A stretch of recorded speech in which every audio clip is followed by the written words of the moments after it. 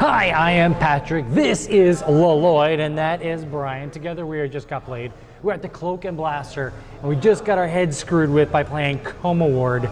Join us for Coma Ward and Lloyd's vast history of mental problems. Few.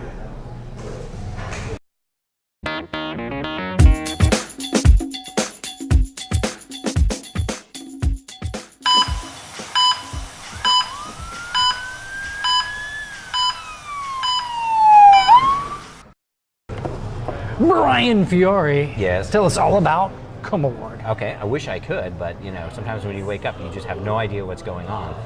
As you do in Coma Ward, you are all basically patients. You're all waking into Coma Ward, and now you're kind of just wandering around the hospital. It plays up to 6 players, and basically you spend your turns going from room to room, and sometimes you end up finding items.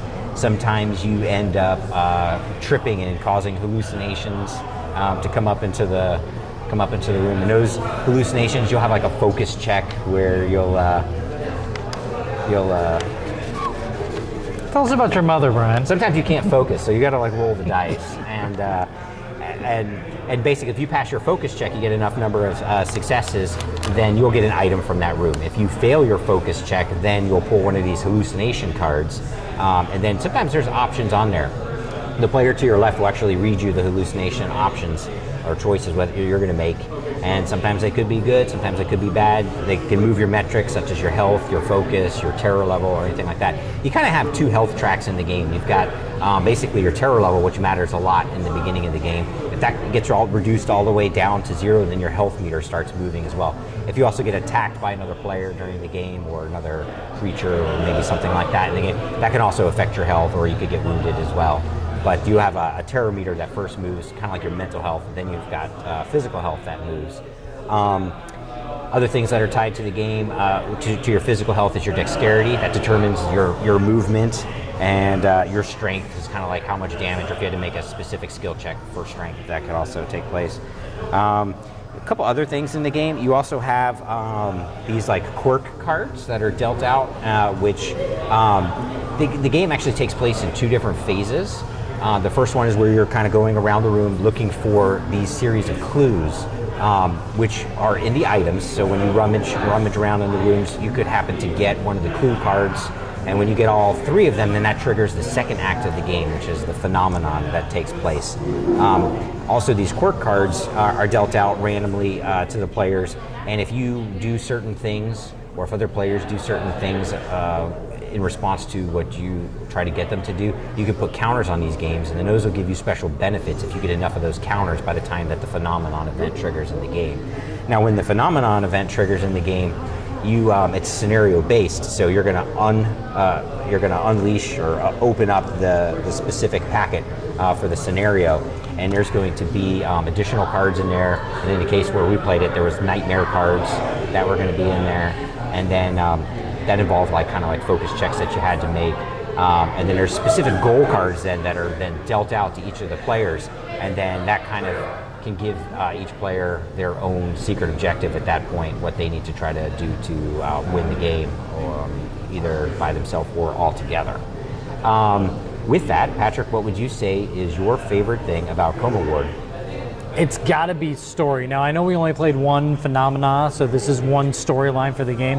And the game, when it comes to Kickstarter, will have several different storylines, and stretch goals maybe even have even more of them. But this one was written so fantastically well and so tied into the game, and every little aspect of it, it was immersive and riveting.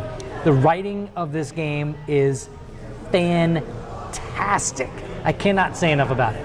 I really, and I'm not over the top on this. I know I'm often over the top, but I really felt like all those little clues and details that we got during the course of the game really tied it together, even up to the last moment when we played the last card, the prologue, which is like the 3rd level of the game. The prologue, all of it tied together, and it was just really good. The epilogue, right? Yeah, was it epilogue? Yeah, epilogue, not prologue. Prologue was the first half of the game, I think. Yes, the epilady? No, never mind. So that's a razor. Oh. That's enough of me. Lloyd, if you had to pick one thing that you like the most. One thing. It's going to sound kind of counterintuitive, but when you start each game, you don't know what you're doing, and you just kind of wander around aimlessly trying to piece together what the game wants you to do, and that's different. Most games, it's like, go do X, Y, and Z, and you win.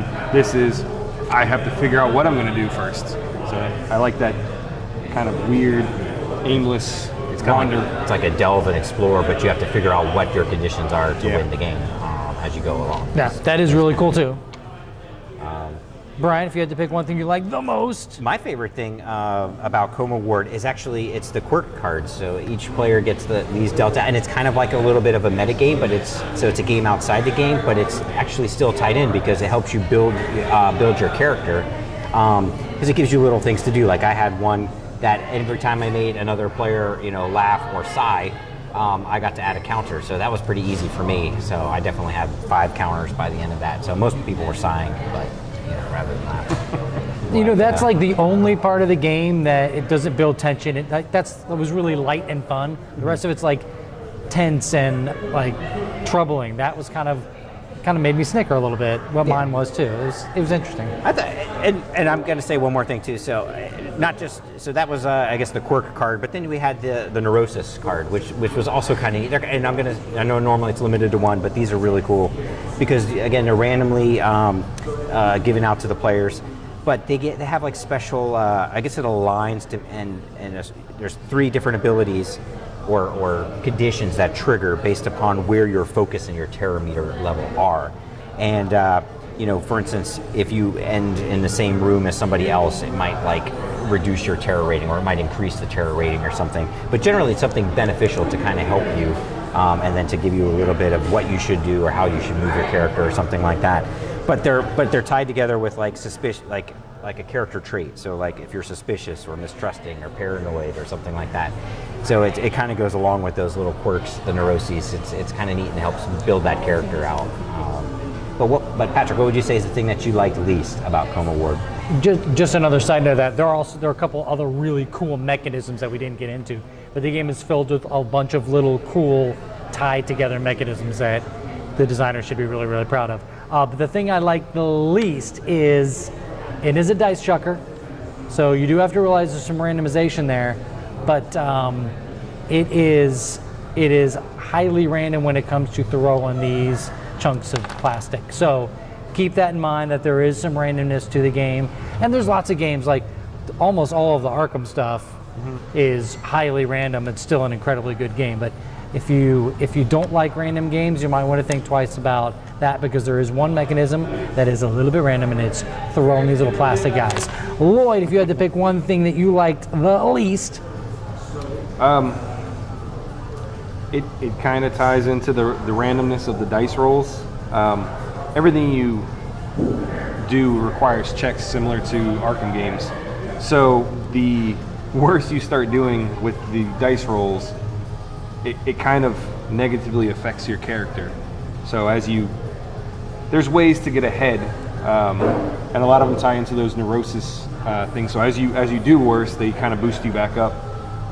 But some of them they can piggyback the randomness of the rooms combined with the bad dice roll can really make or break your turn. But that's part of the horror design, yeah. Part of the horror of it. Mr. Fiore. Yes. The thing that I liked least, I would probably have to say might be the graphic art for the game, in the sense that, a lot of the writing is encouraged. Now, I have to kind of temper that and say that we do have a prototype version of the game, so some of this might change, but a lot of it is kind of embedded into the theme of it. So a lot of the writing is actually written in like on a medical chart, or in it's a doctor's handwriting or script. So we all know, on Post-its or in a medical chart, and we all know that doctors you can't read their handwriting, and so some of it's kind of hard to actually read. Some of the font size is a little hard to read. Some of the art and stuff like that too it's like patients would be sketching and that kind of stuff. So just beware that's the style, the art style of the game is kind of like whatever people would actually have available to them in a sanitarium, or the resources available is kind of what you're going to see. But sometimes that can lend itself to, it's a little bit hard to read and to make things out. So if you're older and you have poor vision like me, or Patrick, so, but that's not physical vision, that's just I don't have a broad sense of life. Thank you, Brian. Appreciate that.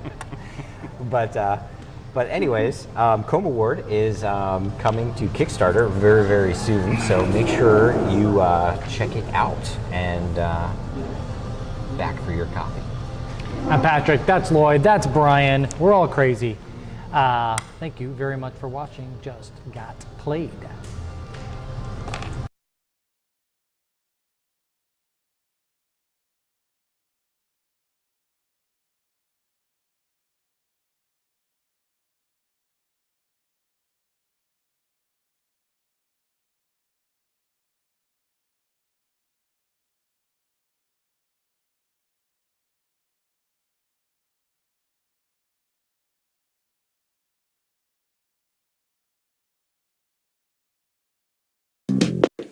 Yes!